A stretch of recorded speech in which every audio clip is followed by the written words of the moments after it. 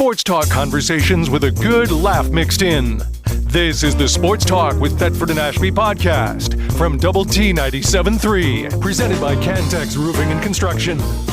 I'm Mike Hebert, owner of Cantex Roofing and Construction. Every day is game day, and we'll get it right when it comes to your roofing, construction, windows, and mirrors. Call Cantex Roofing and Construction today. Together, we are one serving you. All right, we rejoin Midland, Odessa, KCRS 550 AM down there. We've been down there for 12 years, I think. That's now. amazing. And we're so proud to be in the Permian Basin, and so many Red Raiders down there, and a couple of them. Brent Beck, Scott Blakely, and maybe many more that work there, have a company called J&W Services, Linco Distributors, and if it has to do with oil and gas, they got you covered. You think those people from Littlefield remember that Blakely name? Oh, not mine. He was a stud football player. Yeah. His dad was a coach. Yeah. Oh, yeah, they probably ought to put a statue up over there. But anyway, we're proud of them and what they do, and, of course, they're Red Raiders, but they help everybody in the oil and gas business do a fantastic job.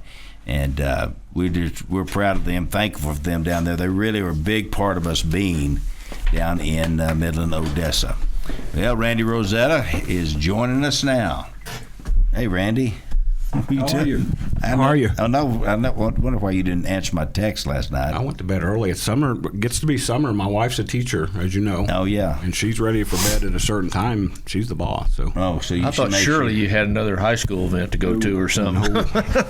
I've got an all-city softball team, an all-city baseball team to post here this weekend, early next week, and then I go off the grid for a little bit. Good for you. It'd be nice to be Good off the for grid. you. I don't know how you do it, Randy. We talked about it. Oh, my gosh. I'm just like, I'm worn out doing what I do. And he goes with us sometime. He rides with us sometime. We go out of town. And survive. Yeah. Well, he never talks to us. He's always on his computer typing stories in the back seat. He don't really talk to us. So me and Coach Dean, we just talk about him. Yeah. Talk about Randy Rosetta. I mean, if David's driving, typing's probably the best thing to do.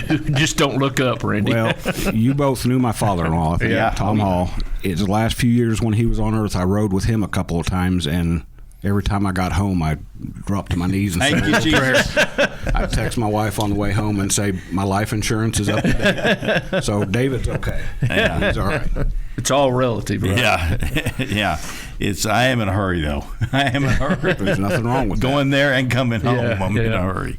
But, Randy, how many teams you covering now? Well, we're about to increase. Add more, yeah. Because Memorial's going to change the complexion a little bit. Friendship's new high school Memorial. And actually, we're going to sneak Plainview and Levelland in there as well. Because you don't have enough to do? Well, no, but that's what my wife said at first. But those two are in district with everybody else. Yeah. The reason I started my site, and I don't want to cast any stones, but media coverage of high school sports has changed through the years. It has. When I was at the AJ, I tell people this all the time. When I was at the AJ, we had 11 people in the sports department. Not in the newsroom. Yeah. In the sports department. It got so crowded, poor big George Watson, when he got there, we had to shove him off to the side. You didn't have room for him. Didn't have a chair for him. And whatever, the world's changed. Media's changed. Newspapers have changed. And high school sports, when I got back to Lubbock in 2018, I just looked around and realized it wasn't quite getting covered for the big deal I think it is. Me too. And I'm glad I made that decision. I told you that yesterday because I covered college sports for a long time, and I enjoyed the heck of it. I covered LSU. I would have been, had I still been in Baton Rouge, I'd been writing about a national championship. Yeah. But college sports has changed. Oh, And that's an understatement. I don't know that I would enjoy covering college sports as much as I used to. Yeah. No, high school sports is still pure. It's going to be there forever. Yeah, and it's we talked about that yesterday because and it NIL means, didn't come to and it means so much to so many people. Yes. It's not just the athletes, and it's not just the coaches. It's parents and girlfriends, and it still does in college. But it's still in its purest form, I think, in high school athletics. Yes. So that's kept me pretty busy. And Plainview and Levelland, they're Of course, Plainview's home, and Plainview's kind of home. That's my where.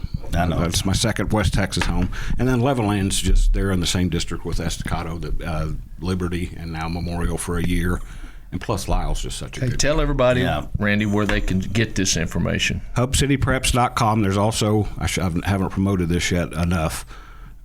That's not too long for a lot of people to type out, but if you want to shorten it, it's hcp806.com. That's a second. It takes you to the same place. That's trying to be modern, trying to be modern, trying to be younger. I've actually got a daughter about to be a senior at Lubbock High, so she's kept me a little bit young. Your social media has changed. Is that what you're telling me? No, social media still. Well, I don't do what is it, Instagram. Yeah. Well, both my daughters have been on me for years. You got to do Instagram, Dad. Yeah.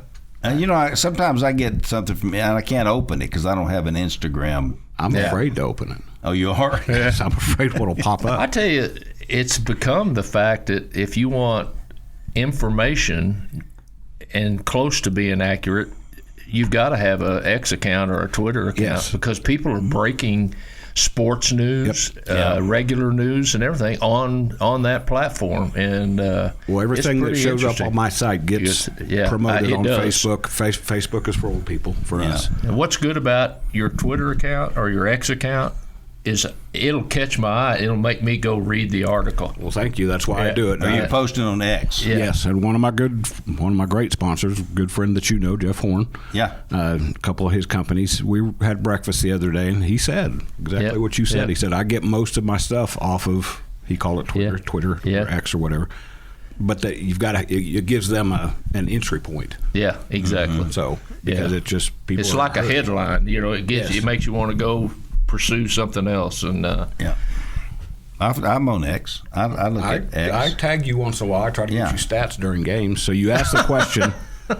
We have covered 13 until now. Memorial will make it 14, and then I'm sliding Plainview and Leveling in there, so it'll be 16 total. All right, how many people you have working? Because you started out, it was just you. Yes, well, George Watson has kind of been there and he still does. That changes. I've got a couple of good writers now that I've leaned into. Chris Level steals my writers all the time. He owes me a dinner or something. I'm just kidding, Chris. I'm just kidding. I love to get kids ready to go work for Chris because they want to cover Texas Tech. I get it. But I've got 3 or 4 I trust right now. And then photographers. I've got great photographers. And that's a big thing with the site. I like to believe people are reading what I write or listening to what I'm saying when I do interviews, but photos are what make it go. You mentioned it. Grandma, grandpa, mom, dad, neighbors. They love the pictures of the kids. And that's really... that's an important thing. And the AJ used to put photos of the games and the players, and AJ still does. AJ's doing it's the best it can. How many they got in the sports department now? 3 or 4, I believe. And Don Williams will be there until forever. Don knows where all the bodies are buried. And that's what we say. Thank goodness Don is still there. Don is so good. Don's going wealth of knowledge. Don's a dear friend of mine. If he's listening, it's probably on an iPhone 4 right now. So. iPhone 4. Yes, I've known Don for 28 years. He didn't quite jump on the digital platform real quick. And Don, if you are listening, I won't tell the story about when you went to Houston to cover LCU the first time because I know that irritates you. But there's good people at the AJ, that's why I said I don't want to cast a stone. There always has been. I've been just proud of changed. them. There's just not as many. Yeah, and it's just changed. I mean, the printed paper is almost gone by the wayside. And the digital world is here, and it's caused different things. Consolidation in media, not just newspaper, radio, TV. A lot of different things, and the digital platform is becoming as much a vehicle to have multimedia things as anything else has in the past. And I should thank Brad Moran and Jamie Lent for letting me add another element to my site this last year with the high school fan zone. That's been very well received. The coaches and the players actually enjoy coming in and talking. Not all of them, but most of them. And that I can tie that in with what I do. Yeah. Oh, it's excellent. And I thought about having Jose Perez on. Of course, we got so many new coaches in Lubbock ISD. Lubbock ISD's good, and I think that's important. I was thinking about that on the way over here when I was driving too fast to get here because I was eating breakfast with my wife. Lubbock ISD's got to do some things because this is not breaking news here. Friendship and Lubbock Cooper are growing. Yep. Liberty's a new school out in Lubbock Cooper Memorial. I told this to Bobby Hall, who I think you also know. Oh, yeah. I want to do this for probably 10 more years. I'm not going to be surprised if in that time that Friendship and Lubbock Cooper don't add another high school. Oh, yeah. Because the business you've been in, you know what I'm talking about. Well, that's where the growth is. Lubbock ISD's got to figure out some creative ways to keep competing, and they have. I mean, they won a state championship. Another basketball team went to the state semifinals. Yeah. Great football season for Monterey. And maybe bringing in some new blood. And there's nothing against the coaches that have been there, but not just the head coaches they've hired, but that wave of young assistant. Yeah. Now they're bringing in people that I covered when I first started my site, and that was just 7 years ago. So Matty Stevens, Monterey, Devontae Hill, Nadia Morales, they're all at Monterey now. So and then I saw your LCU cap over there. They hired a young lady at Coronado. They're doing things. They're doing what they have. Mike Meeks and I have talked about this. I see Mike every week, most weeks at church. We both miss once in a while. We've just kind of touched on this, and I don't want to dive too much into it. But you know what Memorial? You know what Wichita Falls did this last? Yeah. They took 3 schools. Made 2. Did you go to any of the facilities? I went to Legacy. We did the Estacada playoff game against incredible team that won state. Incredible. Yeah, those new facilities. They may have to at some point consider that. And I don't know what you call that, constriction or consolidation. Consolidation. That's going to be hard. LISD considered that probably 15, 20 years ago, and it got poo-pooed. And people don't want to see their high school go away. No, absolutely. Yes. But I mean, people didn't want to see the newspaper go away either. Right. But you got to do what you got to do. And you're right. They're staring that in the face in the next 10 years or whatever. There's stuff they've got to start looking at. Yeah. Because Friendship and Cooper are not going to slow down, I don't think. Yeah. You look outside that outer loop as it's being built, it's not slowing down out there. And you got New Home. What's going on at Ropes right now? New Home, Ropes, Shallow Water, all of those. Those are all schools that eventually I may been good for a long time. I'll pull the curtain back. Eventually, there may be a second site that focuses on some of those, just because there's so many around. Well, Abernathy's been there forever. Yeah, Abernathy's been good. It's not necessarily exploding. You do Idalou now? I don't. Because Idalou's another one. No county schools right now. And New Deal. I mean, New Deal Athletics has been good for a long time. Matt Hill, that crew out there have done a fantastic job. They're all good. Yeah. We live in a world. We got so many. Let me ask you this question, because you're in close with it, like I'm in close with it. We've got so many. Everybody wonders about Amarillo and Canyon and Bushland, and if you look, and I know they have some private schools in Amarillo too. But it seems like to me in Lubbock, we have so many options. Yes. Kingdom Prep, which, it's one of the teams I cover. We got so many that it's hard to consolidate. And then Cooper and Friendship are getting the lion's share. People moving into town, that's where they're going. But it seems like we're dividing. Trinity Christian does a great job. Trinity Christian, Lubbock Christian, All Saints. Lubbock Christian does a great job. All Saints is adding baseball next year. Robert Brashear's very forward thinking, and they're adding baseball. They're staying away from football because they can't get it to stick. Yeah, the numbers aren't there. They played 6-man football. And there's so much money. Yes. Trinity battled that too. They didn't want to do football. Yes, David, you talk about Amarillo. Canyon now has 3 high schools. Yep. Bushland it's growing, but now there's Well Dorado out there it's a suburb of Bushland, basically. And, I think the same thing that Lubbock's seeing, Amarillo High, Tascosa, Palo Duro, and Capra, I think they're feeling the same thing. They're feeling the same thing. It's just not as fast as ours. Yeah, it seems like we're just got so many drawing from. Yeah. Right. I mean, there's kids moving to Ropes to play sports. Yes. Oh, well. And New Home to play sports. Yeah. Oh, no doubt. No doubt. And and for years Shallow Water's they've been so good athletically through the years, and they've had great coaches and great administration, and they've really gone about it the right way, in my opinion. So is Idalou, so is New Deal. People like Whitnero are now picking up Levelland kids, and it's just it's a paradigm, the shift that people are going. They want to be in smaller schools, but they want the big school benefits, right. And that's what people are there's trying so many to more people today in this area. That we were talking about Yes. that. There's just when we left in 2003 or 2004, I think Lubbock had just crossed over 200,000. They were proud as heck of it. And now we're at 250, which I'm not smart enough to know how that compares to some places, but it seems like a pretty big jump. It's a bunch in a pretty short amount of time. Yep. Yeah. And we're trying to get our roads and streets all up to speed, but we're building new ones, but then we're going to go work on all the old ones. Yeah. So that's why Shallow Water and New Home in particular have not grown more, because they can't get the infrastructure stuff out there fast enough to. And in this part of the country, water is real important. It's a big deal. Yes, it's a big deal. Yeah. And it's going to be interesting, though. Memorial comes in as a 4A. They'll be in the same district with. Is everybody pretty much going to be Memorial or Legacy, or where all of our schools are going to be named that? What is Wichita Falls? They got Legacy and Memorial. And Memorial. Yes, we've got Liberty and Memorial. I'll tell you Liberty's another one. Yeah, those are great ones. Here's one thing I may write Frisco, about. they're all copying Frisco. Yes. Yeah. Well, Frisco Heritage, actually, there's another one's going to be. Lubbock Cooper actually looks at Frisco and follows that model, because what Frisco did, you talk about growth. I know when I got here in '97, Frisco had one 3A. Yeah, that's right. Yeah. Yep. And now They got 14 5A schools? Yes, I was up there for Friendships baseball series, and it's just you don't know you're not in Dallas. That's right. That's how big it is.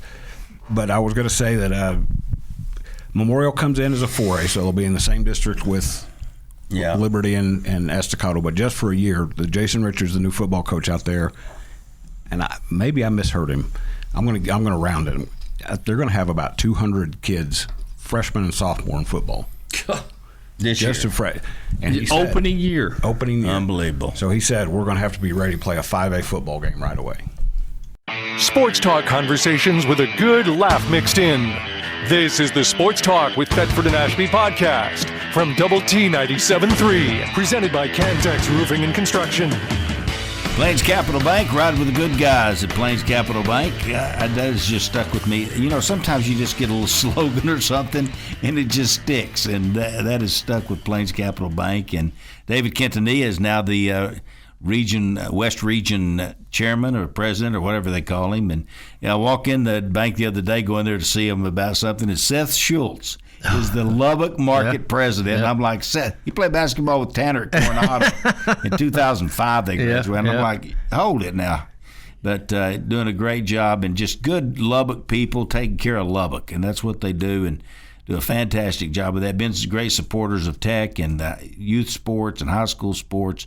That's just they're community partners is what they are, and you'll love doing business there. And they got locations all over town for you old people out there listening, like me and Craig. Sometimes we just like going in the bank. Yeah. We just like going in the bank. So they got locations all over town. You can do that. I also want to mention Fuddruckers Cafe Venture. Mickey Rogers. I was in Fuddruckers this week. And, I go back there to the vegetables where they have all that. You fix your own burgers. Mm-hmm. They got fresh buns they make every day, and all these different kinds of meats you can choose from. But I'm just looking at the quality of the vegetables they have. I'm just like, where do you find all this? Yep. It's excellent, and they've got all the different condiments you can put on it, and cheese and. I started to say that squirt cheese is about as good as it comes. Yeah, they've got it. I'm telling you, 66 in Milwaukee. Go see them. All right, Dennis Willett is on the phone with us, and he is a 59 graduate of Monterey High School. I guess, Dennis, that would be like the second class ever to graduate from Monterey. Is that right? That is correct, yes. And how many were in your class? Do you remember? I think there were close to 400. Well, that's pretty big. That's pretty good opening class. Yeah. That's right. Well, we had a debate on whether Jim Bob Darnell was ahead of you one year. Do you remember? He must have been just behind me. Okay. I knew he wasn't. I knew. Yeah. Jim Bob was Right. He was a Monterey baseball player too, and you were a Monterey baseball player, and you're the first one I've ever really talked to about it that didn't play for Coach Magel. I was there before Coach Magel. Yeah. He came the year after I graduated. Yeah, in 1960 he came to Monterey. And Mr. Willett, didn't a bunch of Lubbock High kids transfer over and they were part of Monterey starting? I'm not sure about that when it first started. Yep. But, of course, they were always our big rivals, so Yep. all we had to do was beat them, and we didn't have to worry about anything else. Where did you go to junior high? Oh, I was in San Antonio. Oh. So you moved here Yeah. in high school. Yes, I moved here when we started sophomore year. Well, that's good. And back then there were only sophomore, junior, seniors at Monterey, right? Right. Yeah. Well, that's crazy. And did you play anything else at Monterey or just baseball? No, I just played baseball, and then 2 years at Texas Tech. Yeah. So before I signed and played for the Astros, so that was a good time, very good. Who'd you play for at Tech? Cal? Was Cal there then? Who was No, there? I knew Cal Segrist real well, but it was just before him. Beatty Feathers was still coaching the baseball Beatty team. Feathers, my gosh. You know, it's funny, Dennis, you're talking about these people that all of us grew up with, Yeah. and you were before them, Bobby Bagel and Yeah, Cal right. Segrist. Dennis, who was your in your district? Who did y'all play when you were at Monterey? Oh, we played Amarillo and Paladura, Borger, Pampa, Plainview. Yeah. Same old names. Yep. Same old names. And that's how times have changed a little bit. Borger and Pampa were every bit as big as they were. Monterey were back in those days, and now they're a couple of yeah. classifications lower. Yep, it's changed. Well, I bet you, of course, you're out at Raider Ranch now, is my understanding. And Yes, that's correct. and you got a bunch of good buddies out there. Jerry Etter, does he live out there? Yeah, Jerry lives here. Okay, well, he and his wife are out there.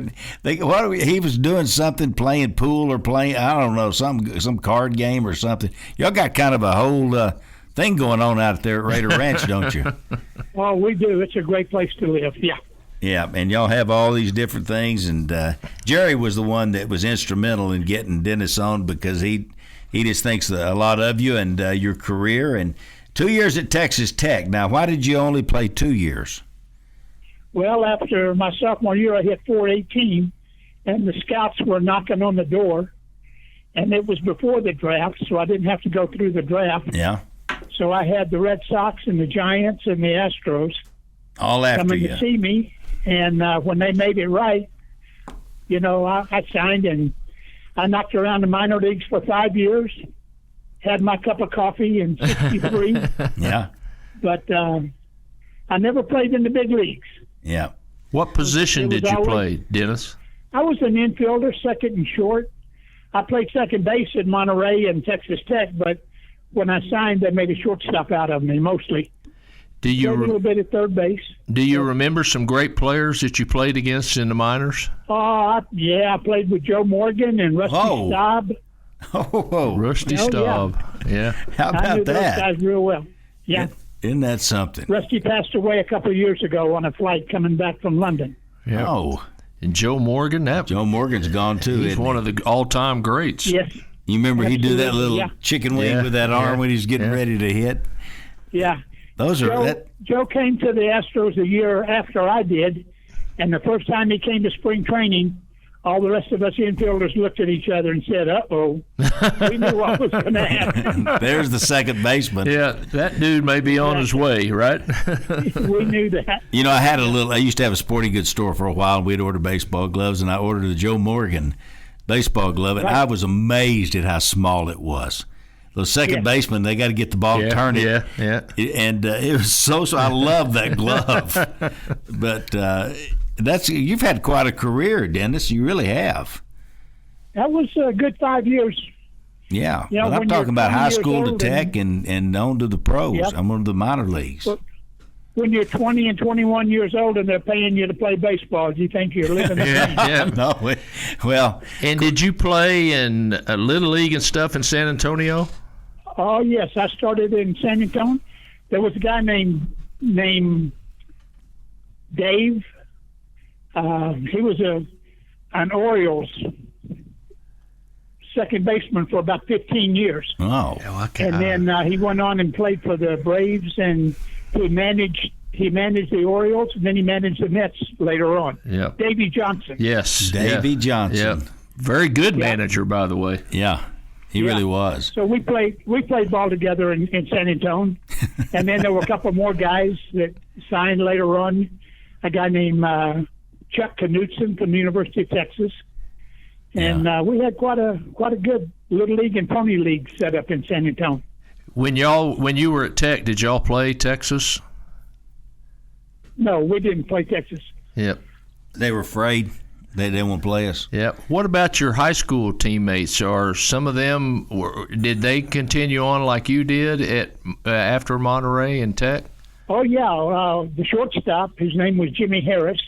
He signed with the Cardinals. Jim Harris. That's so yeah. He was a year younger than me, and he played 1 year for Magel at Monterey, and then 1 year at Tech, and then he signed with the Cardinals. And he played. He went to the big time, didn't he? Jim Harris did. Oh, yeah. Yeah. And then he got traded to the Giants, and he played in El Paso for a couple of years. So, and then you might remember a guy named Arlen Flake. Oh, yeah. Arlen was a great all-around athlete. He was, and he was a great pitcher for us. Is that right? He was one of our main pitchers. And then Jack Hamilton was a third baseman. He went to Tech, and later on was a CPA here in Lubbock. That is amazing. Yeah. It really is. Yep. It's so fun, Dennis, just to go back. I was talking to Dennis yesterday, and we were talking about Monterey, and, of course, I've seen pictures. And I got out of Monterey in 1971, and it's a lot different today than it was back then, the city of Lubbock is. But it was sure different back when you graduated in 1959, because those pictures, there was farms across 50th. South of 50th was a farm. That's right. Exactly. Right. It's just, I can't even hardly imagine that. 82nd Street was a dream for somebody. Yeah, it was nothing. Oh, yeah. Just a farmland, just all farmland. And what did you do? Did you go to Hidey Ho? Oh, yeah. That was a big place. I know. See, I'm bringing back memories, aren't I, Dennis? Yeah, and then we graduated to the Tech Cafe. Yeah. You know, so once we got out of high school, we couldn't go to the Hidey Ho anymore. We had to go to the Tech Cafe. Yeah. Those are great memories of Lubbock, and it's a great city. It really is. It always has been a great city. It's just gotten so big now, Dennis. I don't know whether you leave Red Ranch very often, but you're part of the expansion out there. Yep. You really are. Yeah, for sure. Oh, yeah. Well, I've been living in Phoenix. Oh. And about 6 months of the year, and up in Canada about 5 or 6 months of the year. Well, that's So pretty I have much a all the daughter year. in Toronto. Oh, you do? So when it gets hot in Phoenix, I go up to Canada. So what did you do after baseball, Dennis?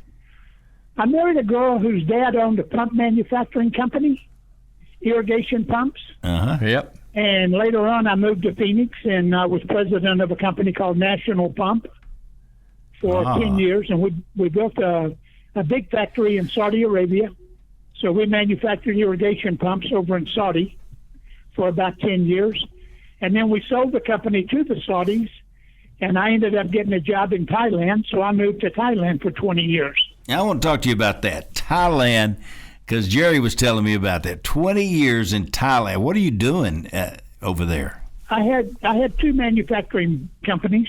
Yeah. One of them made diamond tip drill bits, and the other one made vending machines for like orange juice and non-carbonated drinks. So we had two little factories, and that was quite nice, and it was a good 20 years. So the bit manufacturing, did they have oil and gas, or was it for water, or? It was for gold exploration. Gold exploration. Diamond tip drill Diamonds? bits. Isn't that something? Uh-huh. So they were mostly, our biggest customers were in Africa. Yeah. And they used them for gold exploration. So, you know, I just Thailand and Vietnam. There's a lot of people go on vacations there now. It's a beautiful country, to my understanding. Yeah, Ricky Green, who country to go to. started Home Plate Diner at Ricky Green, he goes to Thailand a lot. and stays for a month. Yeah. Right. Well, take your golf clubs because it's got the finest golf courses in the world. Well, that's why he goes. I mean, one of the reasons he's a really good golfer, and he loves going on. It's just beautiful over there, what I understand. Right, it is. So do you visit a Thai restaurant every now and then just for old home's sake? Actually, I don't like all the peppers they put with all the food. But the food by itself, Thailand had great food. Yeah. All the meats and vegetables and fruits, they were just terrific. But as long as you didn't let them cook it all together and put all those chilies in it, it was terrific. But when they got all those chilies in it, it became a little spicy. You think, Dennis, and we talked about San Antonio and Little League and Lubbock and Monterey baseball, and you probably had a dream and you went to the minor leagues for 5 years. You probably had a dream of being a professional baseball player, but you probably never dreamed you'd live in Thailand and make bets to drill, find or work in Saudi Arabia. You never think about Saudi Arabia when you're living in Lubbock. You don't. You just don't. And your life just goes on all these twists and turns, and you've had an amazing life, haven't you? And really have. As modern as Saudi Arabia has gotten, I bet it's changed a lot since you were there. Oh, I'm sure it has. Yeah. Yeah. I was there when the crane for the buildings. Yep. We called that the national bird. Everywhere you looked, there were cranes. That's true. That's something. They were building. Were y'all pretty? Were you pretty good? Was Monterey pretty good that year? You were with him. You were with the plane. Actually, we had a lot of good ball players, but we didn't win the district. Our summer club. It's called the Bell Red Checks. Yeah, still was the Bell Red Checks. Yeah. The Hubbers and the Bell Red Checks. Right. We had some good summer teams in American Legion ball, and we went to the state tournament a couple of times in the summer, but we couldn't do it as plainsmen. Yeah. Well, I'm getting a text here from John Dudley. You played with his brother, Moose Dudley. Oh, yes. Yeah, and John was a little bit after y'all, but at Monterey. But Moose played with you. Yeah, he was one of our good right-hand pitchers. Yeah, isn't that something? Moose Dudley. Moose Davis Morris, but they called him Moose. Did you have a nickname? Actually, no, I didn't. They called me Denny a lot. That was about as close as I got to it. Yeah, gotcha. And y'all practiced at Monterey. Was Lowry Field there for you to play your games? That's where we played. Yeah, and you practiced at Monterey a lot. Now, what was out around Lowry Field? Nothing? There was absolutely nothing south and west. For as far as you could see, anyway. Yep. Yeah. And the loop didn't exist. No, this is well before the loop. Yeah, that was 70. Yeah. 70. Yeah, I watched them build that loop. Now they're building another loop. Can you even believe, Dennis, what's happened in Lubbock, Texas? The growth that we have seen. No, I can't. To me, it started when Rip Griffin and Dan Law put all the money into the baseball program at Tech. Yeah. And when I went back and I saw the AstroTurf and the facilities and the whole thing, I just couldn't believe it. Dan Law's my father-in-law. Did you know what is amazing is? Oh, I didn't know that. Yeah. When he put up lights, everybody thought that was about as good as it gets. You've got lights now at the stadium. That was a big deal. Sports talk conversations with a good laugh mixed in. This is the Sports Talk with Thetford and Ashby podcast from Double T 97.3, presented by Cantex Roofing and Construction. Hey, Lubbock Truck Sales. Cody Kinsey, James Kinsey. This is Lubbock built business right there, and it's out on the Slayton Highway just outside the loop. It's on the left-hand side if you're going out toward Post, but there's Slayton. And, sometimes you just drive by places and you look at them and go, that's a first-class deal out there. That's a good operation. Yep. That is what it is, Lubbock Truck Sales. They got tremendous staff, and Cody Kinsey and James have built this company. They got all the big-name trucks and trailers and everything you're looking for. They got a huge service department, 26 bay. They got the big tow trucks to go get you. You got to have different tow trucks to go get a truck. Yeah. And anyway, it's just a fantastic operation, and these are the guys that supply the big. Craig remembers this when he was working at Tech. The big football truck, Red Raider football. They provide that every year. Going band from Raiderland, they provide that truck every year. I think they do it for a truck for Friendship and Cooper as well. So that's how they're plugged in, and they do a great job at Lubbock Truck Sales. All right, Steve Gomez is here, and he's just gotten back from coaching. When you just said today, I heard you say to Craig, is this your first day off in how long? Really, probably since the third week of May, right before Memorial Day. The week before, we went to Colorado Springs for USA basketball. Yeah, and started the process of choosing the team, and came back, had 2 weeks of camp. You have tryouts? Yeah, what they do every year, they bring 50 to 60 players. Some invited, some can apply to come, and they, over the course of 4 or 5 days, we whittle them down to a team of 12. Whoa. And so you go to a finalist group maybe of 20, 25 finalists after 3 days, and then get down to 12. You put their name on a piece of paper and put it on the wall, and they say... It's not the old-fashioned cut list. Go up there and look. Oh no. I didn't make it. Well, when I did it, I did this in 2017-18 also as an assistant coach. And back then, there was 150 kids that came. Oh, my God. And so after COVID, I think they decided that was just a lot of kids, too many. Yeah. With some not really having a realistic chance of making it. And so they've cut it down to about 50 to 55.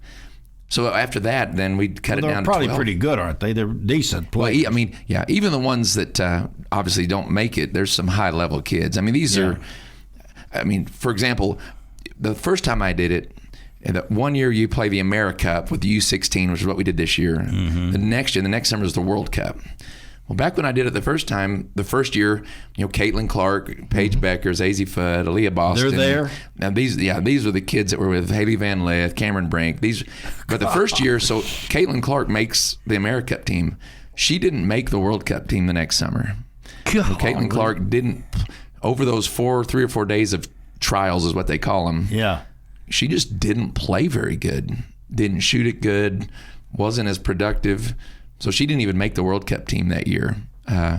So that may have put a spur in her rear end to get pretty good. You may have put a chip on her shoulder. And so, but that's the level of, of kid that we're dealing with is the future WNBA players, the future Olympians, the future. And most of these girls will go back and be seniors in high school. Yeah, this year, the oldest player on the team this year is going to be a senior. The rest of them are going to be sophomores or juniors. Okay. So they're 16 years old or younger. They can't be turning. They have to turn 16 or younger this year. Calendar year. That young, Steve, what is their fundamental level like? If they're the cream of the crop, are they that much fundamentally better than everybody else? Just the skill level is just incredible of those kids. What's interesting is just the knowledge of the game. The mental level is still growing. Yeah. So they're physically way ahead of the basketball intelligence level. But their skill level is high. Their physicality, all of them have their own personal trainers. These are kids that grow up playing all the time. And so they're very high level. Are they capable of playing college basketball at this age? At this, we had a few definitely that would be very effective in a college setting already. That's amazing. Yeah, at 16. Yeah, at 16 or at 15. One of the girls turned 15 on the day we played the gold medal game, so she was 14 when she made the team. But even back in Azzy Fudd was an 8th grader when she made the team the first time, and was really good. Yeah, as an 8th grader, she ended up being really, really good. And so it's just, again, everywhere you go, there's players that think they're pretty good, but then when you get the best of the best, do you have some big kids? Level. We had some really good size. A 6'5" girl, probably 2 6'4" girls. Oh my gosh! They run the floor pretty good. Yeah, that can run and play. We had the MVP of the tournament was a 6'1" girl that, she can do everything. She goes up for layups, and she's at the rim. Did you have some Caitlin Clark 3-point long that was we sort of thought we were going to struggle shooting the ball this year because we really built this team for defense and transition. We were just going to pressure and run, and we ended up shooting the ball from really good. And the FIBA line's back from the high school line, and so the first week in Colorado, we were like, these kids can't make it from that far, but they adjusted really quick. So you had not any really Paige Beckers, Caitlin Clark deep threes, but we had some kids that were pretty consistent. And it's so fun. It's so fun to be a part of that and just to see these kids. And we haven't mentioned Aaliyah Chavez, which I know you've watched her play, and there's a difference in these kids that you had at the under 16 they're committed, and I've never, and I tell people all the time, I've never seen a player work harder, boys or girls, than Aaliyah Chavez did when she was. It was phenomenal. Just watch her warm up. Every deal, warming up was like it was for the national championship. Yeah. She was just focused, totally focused. Yeah, some kids, I mean, they're physically gifted by nature, but the skill level has to be developed. Give us a name that we're going to hear. Yeah. Ivana Wilson, tremendous. Eve Long was one of those 6'3", 6'4", lanky, real versatile kids. Yeah, that Ivana Wilson's going to be really, really tremendous. You said she's probably going to go to UConn. Well, who knows? Yeah, there's a chance. She's one of those. She probably can go wherever she wants. It's the schools that want them. We had a girl, Micah Ojo. On the announcements, they'd always the Spanish speakers would say Mika Ojo, but she'll be. Some of these kids, South Carolina's after them, Tennessee's after them. So, do many of them go to public high schools, or do they go to academies like the guys do? Right. Yeah, a lot of them are in public high schools. We had 2 Texas girls, one's from Plano, one's from Mansfield, in public high schools. I don't think any of our girls were in like the IMG Academy or those things. Some of them were in private schools, but they're not basketball specific. Yeah, but you could tell they've crossed that committed line. These kids they're all in, and at the same time, really good kids. It wasn't a bunch of kids that were just so focused on themselves. So you coach them in the World Cup next year? Yes. Yeah. Next summer we'll go. Do the same kids get any priority? Well, it'll be now it's 17U. Yeah. And so all the kids that were eligible this year will be eligible. They come to trials. They come to the workouts just the same. They got to make it again. Yeah, and there's going to be obviously some experience that gives them a little foot ahead, but it's not guaranteed. Like I said last time. Where's the World Cup? It'll be in the Czech Republic. And you went to tell everybody you went to Mexico for this. Right, we were in Irapuato, Mexico for the AmeriCup, which is South Central North America teams, and then other world. So there's 8 teams there. And y'all killed everybody, didn't you?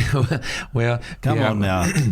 Some of those, my dad's from Puerto Rico. I felt bad. We beat Puerto Rico by 100 points. Oh my God! And I said, people, they're not going to let me back into San Juan if I ever go back, because that was sort of hard.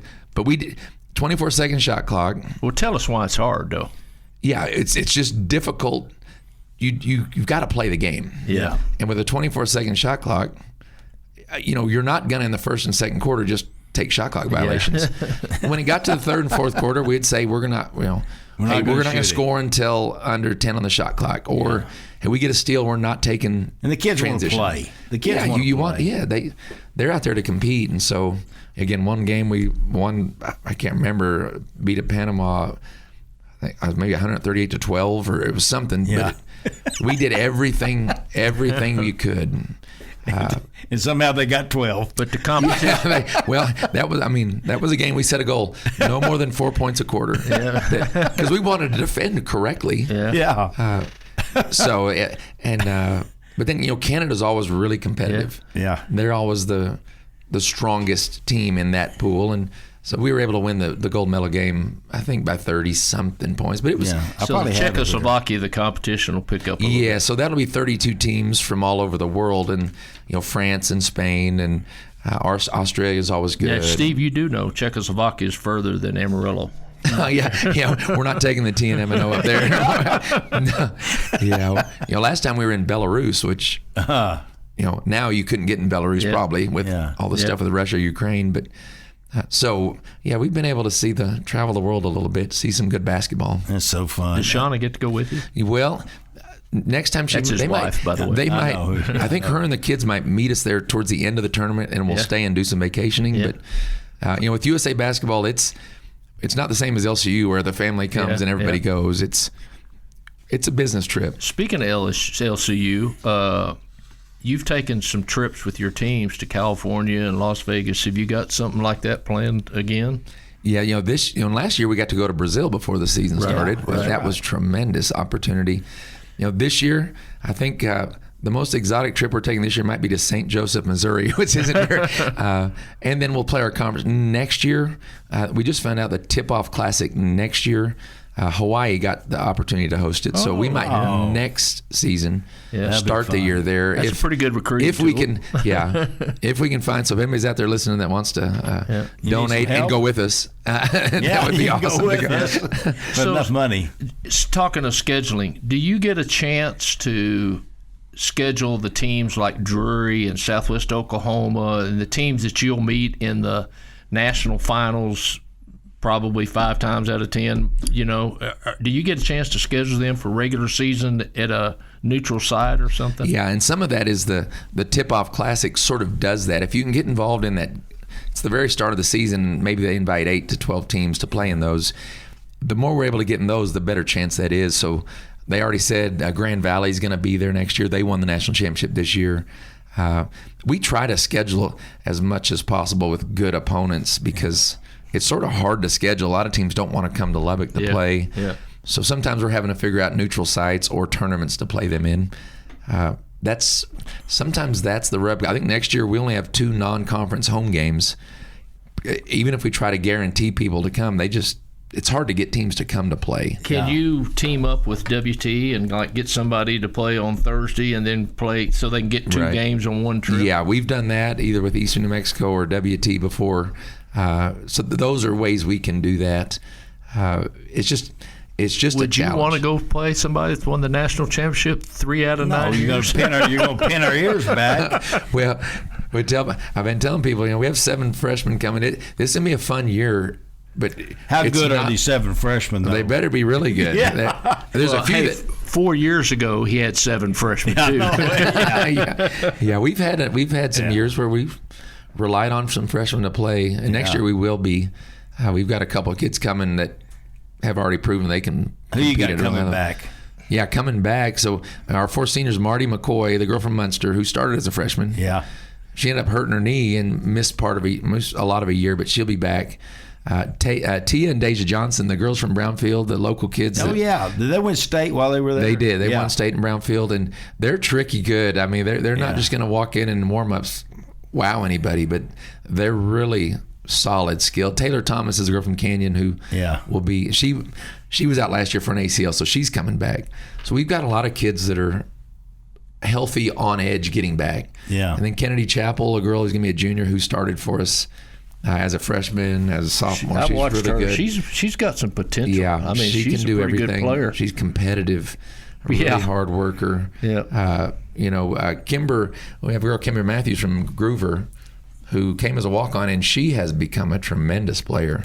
And that's really good. And Taylor Allen, a girl from down in Roscoe. So who are your freshmen? We got 7 freshmen. We got Meg Meekins from Nakona. They won state. I think she scored 38 points in one of those big towns, Nakona, Texas. She scored 38 in the state championship game. Meg Meekins, Maddie Dollar, she was at Newcastle. They won state her junior year. We like to try to find these kids. You get these kids, and they know about LCU now. When you go play UConn, and you're undefeated, 35-0, and you're national champions, then people everywhere know you now. It's not like you got to go in there and say, we're Lubbock Christian. Well, and now it's it's always been great, but I mean, now whatever you want to study, we got it. That's right. You come study it here. Yeah, it's just a community. We always think if we can get a recruit on campus or in the community, even of Lubbock, people love it out here. Yeah. Some people haven't been here before, and they find out how really great it is. You going to play a D1 in your exhibition? Yeah, we're going to Texas. We're playing University of Texas in late October. Well, they're probably picked in the top 5. So there's Final 4 team that has a lot of players back. So that's a baptism of fire for our girls to. How cool an environment though will that be for them? Yeah, to get to go to Moody. We went down when we played in the Drum. This was probably 6-7 years ago. Yeah. To get to go do that this year with Coach Schaefer. Yeah, and they're in the SEC now. He's a good guy. And they're going to defend the dog out of you. Yes, they are. Yes, they are. Again, that's one of those games going, hey, we want to win possessions. Let's win possessions. Yeah. You go in and compete. And so, go ahead. Were you going to say something else? Well, no, I say those freshmen, they'll find out what big-time basketball is quickly. Throw you in there. Go get them. Yep. I was asking you about Andrew Sorrells. Yeah. And, Andrew, of course, he's Kent Hance's grandson, and Phil and Susan, that's his parents. But just to come in there and be the athletic director at LCU, and he's just got this knack about him, doesn't he? He just got a skill. He does. Some people have a gift. He's got it. We could tell from the very beginning. He's good at pickleball. That's one thing I know. Okay. No, he's That's the main thing. He's practiced with us. We've used him. He's a tremendous athlete. I mean, he's got your athletic director. He can shoot it. Yeah. Oh, he can jump. He can shoot. He's incredibly mobile. You know what? He is exactly what Lubbock Christian needed to represent their athletic department. I mean, you could not ask for a better person. He's just so professional. Yes. Yeah. You know, does it the right way. Yeah. He's mature. I mean, I just appreciate how he's come in with a vision. Yeah. And he's made it happen. You've been listening to the Sports Talk with Thetford and Ashby podcast from Double T 97.3. Catch the show live Saturday mornings from 9 to noon on Double T 97.3 FM or on the Double T 97.3 mobile app.